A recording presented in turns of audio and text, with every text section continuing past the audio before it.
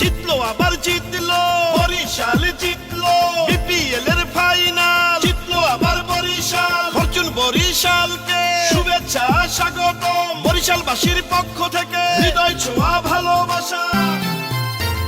জিতলো আবার জিতলো রে বরিশাল জিতলো রে বিপিএল এর ফাইনালে বরিশাল জিতলো রে বরিশাল বরিশাল মগো বরিশাল ও জিতলো আবার জিতলো রে বরিশাল জিতলো রে বিপিএল এর ফাইনালে বরিশাল জিতলো রে মিজান ভাইয়ার তামিম ইকবালের নেতৃত্বে ফরচুন বরিশাল আবার জিতলো ফাইনালে